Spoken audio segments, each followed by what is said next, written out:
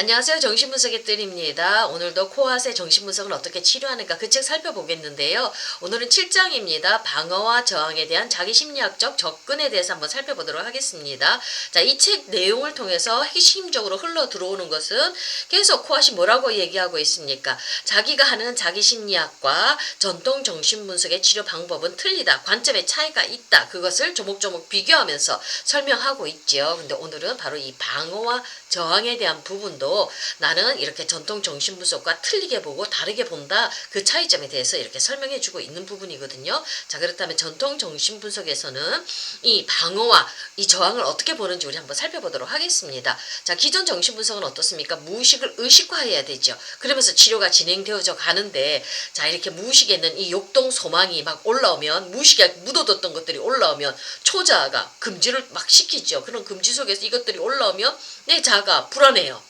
굉장히 불안이 막 올라오죠. 그러면 이 내담자들이 나 분석 안 받겠다고, 깊은데 안 들어가겠다고 하면서 치료를 저항하고 막 이렇게 방어를 하기 시작을 합니다. 무의식에 못 들어가도록. 깊은데 자꾸 불안이 자극되니까 안 하려고 하거든요. 자, 이런 과정들이 올라올 때, 그러니까 치료자들은, 전통 정신분석학자들은 요거를 방어를, 저항을, 이걸 철저히 분석해서 그걸 극복하고 해소해야지만이 진짜 치료가 되어진다고 이렇게 얘기를 하지요. 그게 바로 분석 치료의 종착역이라고 이렇게 설명을 합니다. 그러니까 이 올라오는 방어, 저항 이런 것들은 어떡합니까? 철저하게 극복되어지고 없애야지만이 진짜 치료가 들어갈 수 있다고 이렇게 생각을 하는 거지요. 그래서 이런 분석가들은 전통적으로 이런 욕동소망이나 방어, 저항에 초점을 맞추면서요. 이것들이 철저하게 분석되고 극복되면 다른 것들은 저절로 따라온다고 이렇게 생각을 하기 때문에 거기다 초점을 맞추면서 그것을 없애려고 합니다. 부정적으로 바라본다는 얘기지요. 근데 자기심리학은 그렇게 방어와 저항을 그런 식으로 바라보지 않는다고 우리 코앗이 설명을 하고 있습니다. 자, 방어와 저항의 개념을 임상에서 제거해야 되는 것으로 주장하지 않습니다. 자기심리학은요. 자, 분석이 정신의 어떤 안정 상태를 막 위협하지요.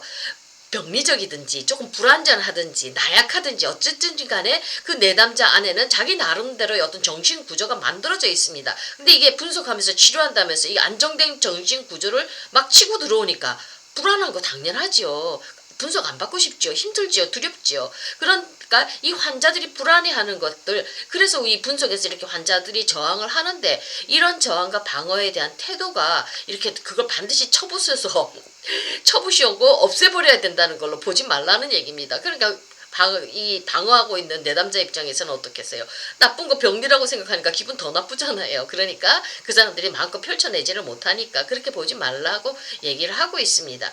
자, 이렇게 환자들이 방어하고 저항하는 이런 것들은요, 그 사람 나름대로 살려고 자기 나름대로 만들어 놓은 적응적인 심리 구조라는 겁니다. 그렇기 때문에 이게 소중한 구조이기 때문에 이걸 존중해 줘야 된다고 이렇게 얘기를 합니다. 조심스럽게 그 사람들의 그 적용적인 태도에 대해서 조금 더 존중하는 태도로 부드럽게 이렇게 접근해야 된다고 그런 설명을 합니다. 조금 뉘앙스가 틀리지요.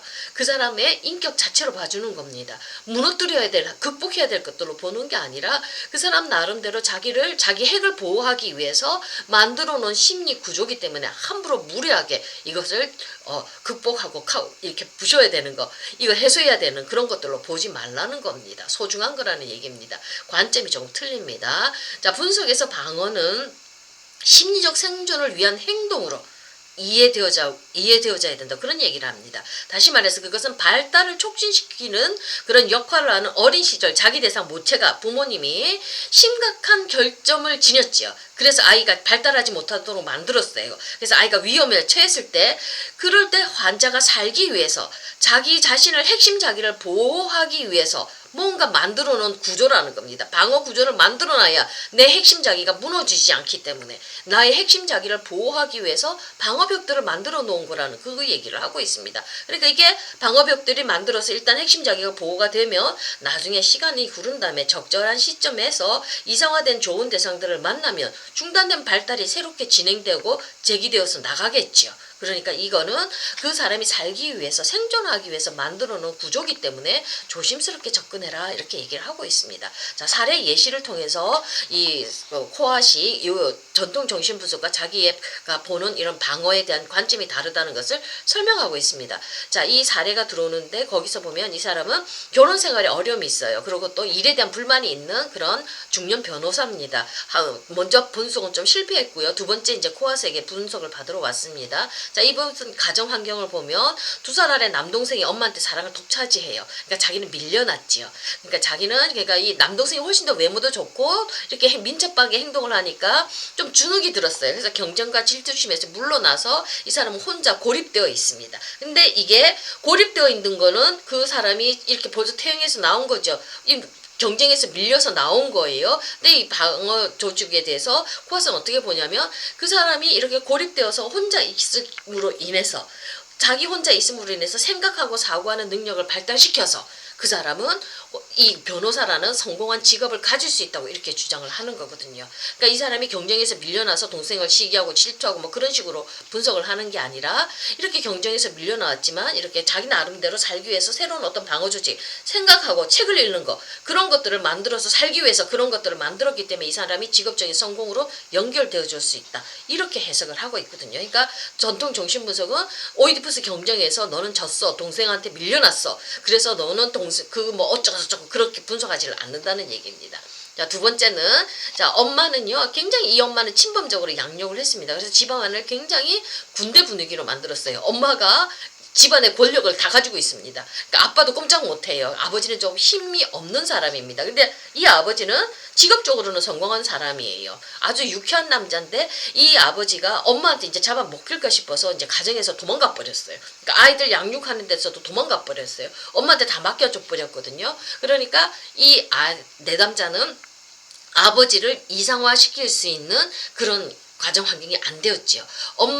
엄마한테서 이 거울 반영을 받을 수 있는 이 기능이 지금 실패를 했다면 보상 구조로서 아버지를 통해서 이성화 대상을 만들어서 이 사람이 심리적인 성장을 해 나가야 되는데 아버지가 약했잖아요. 그러니까 이 사람은 어떻습니까? 이성화 대상을 만들어 나갈 수가 없었어요. 근데 다행히 조금씩 외할아버지나 또 아버지가 또 다른 좋은 기능들을 해줬기 때문에 그 핵심 자기가 보존된 채로 왔어요. 그래서 이제 분석을 받으러 왔는데 자, 요 부분에 대해서 이제 어떻게 첫 번째 분석은 전통 정신분석가가 했어요. 근데 그 사람하고 분석은 제대로 잘 안 됐거든요. 근데 두 번째 이제 차이점, 코앗하고 하면서 이제 그 차이점에 대해서 설명을 하거든요. 근데 이 사람이 방어 저항을 바라보는 거 전통 정신분석과 코앗의 자기심리학적 관점 차이를 요 사례를 놓고 분석을 하는데요. 자, 요 사람이 분석을 받는 중에 꿈을 하나 꿉니다. 뭐라고 어떤 꿈을 꾸냐면 자, 자기 친구하고 같이 이제 분석 회기 중에서 이제 회기 가운데서 자기 친구도 있고 그다음에 자기도 있어요. 이제 환자는 이제 카우치에 누워 있고요. 근데 존 친구는 바로 환자 바로 옆에 앉아 있는데 방 안에는 그 사람들 외에도 몇 명 다른 사람들이 있어요. 동기간의 경쟁이 벌어지는 겁니다. 지금 형제간의 경쟁이 벌어지는 상황이에요. 그렇게 해석을 하지는 않는다는 겁니다. 코아스. 자, 근데 이렇게 많은 다른 사람들이 있는데 자, 누군가 갑자기 심장마비를 일으켰어요. 그랬는데 이 사람은 조금 나이 든 사람이에요. 이 어떤 사람이 지금 환자보다 연장자가 갑자기 심장마비를 막 일으켰는데 이 환자가 내담자가 빨리 달려가서 그 사람한테 인공호흡을 해서 그 사람을 인공호흡을 실시해서 살려내는 거거든요. 자, 요런 꿈을 꿨는데 요걸 이제 전통적인 여기는 형제간의 갈등 경쟁이 지금 올라오고 있다. 그런 것들로 분석을 하지 않고 이 사람은 뭐라고 얘기를 하느냐면 자, 심장마비를 일으킨 사람 나이보다 많은 연장자는 이거는 이제 분석가라고 얘기를 하고 있습니다. 그러니까 전통 입장에서는 심장마비를 일으킨 아버지 그 분석가가 이렇게 재생된 거 인공호흡을 홀려서 살려내는 거죠. 그거는 아버지를 죽이고 싶은 죽음 소망하고 그 소망에 대한 반작용으로 이 사람을 다시 살린다. 죄책감 때문에 다시 살린다. 이렇게 해석을 하는데 이건 오이디푸스 역동이죠. 아버지에 대한 죽음 소망이 올라오는 것이 불안해서 생긴 저항이라고 이렇게 해석을 합니다. 전통은. 근데 코앗은 다르게 해석합니다. 자, 그 소망에 대한 죽음 소망, 오이디푸스 갈등 그거에 대한 저항이 아니다. 그것은 강하고 활력 넘치는 이상화할 수 있는 아버지 분석가에 대한 열망이 거기에 담겨 있다. 이렇게 얘기를 하고 있습니다. 이 사람 아버지가 약했지요. 너무나도 멋지고 매력적인 남자인데 아내한테는 권력 싸움에 져가지고 가정에서 탈출해버린 사람이죠. 가정에서 나가버린 사람이에요. 제대로 아버지 기능을 못 해준 사람이에요. 거기에 대한 좌절된 욕망들이 있는 거지요. 그러니까 꿈속에서 분석가를 향해서 강하고 멋진 남자, 힘없는 게 심장마비 있어서 쓰러지는 그런 게 아니라 그 힘찬 아버지, 이상화시킬 수 있는 아버지를 되살려내고 싶은 그 소망이 거기에 담겨 있다. 요렇게 해석을 하고 있습니다. 자, 이렇게 되살려내는 행동은요, 늙고 병들어 죽어가는 분속가를 살아있고 활기에 넘치며 아주 그 생동감 넘치는 분수가를 만나고 싶은 그 욕망을 이렇게 꿈으로 나타낸다고 얘기를 합니다. 그러니까 이상화 대상으로 변형시키고자 하는 환자의 소망을 드러내는 것으로 해석을 합니다. 자, 이렇게 해서 분석 중은 이렇게 이제 해석을 하는데, 똑같은 사람이 이렇게 심장마비 걸려서 이렇게 호흡이 지금 가빠져서 심장마비 일으켰는데 그 사람을 살리는 이 역동을 전통 정신분석에 보는 거랑 코아시 보는 거랑 전혀 다르게 보고 있죠. 자, 먼저 앞에 있는 분석가는 전통 정신분석으로 분석을 했습니다. 근데 코아시 이렇게 분석을 해주니까 이 사람이, 이 사건이 이 사람의 자존감을 높이는 계기가 되는 겁니다. 치료가 되어져 갔다는 얘기입니다.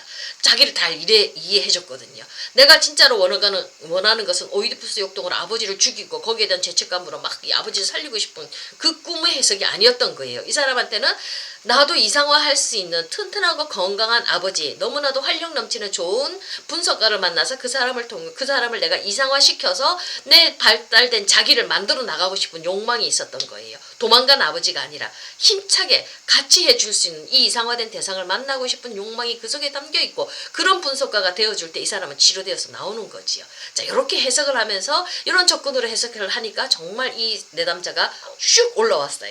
자기 자신에 대해서 자존감이 올라오고 아주 까탈스러운 내담자였는데 주변 사람들한테 부드럽게 대하면서 행동의 변화들이 나타나는 거거든요.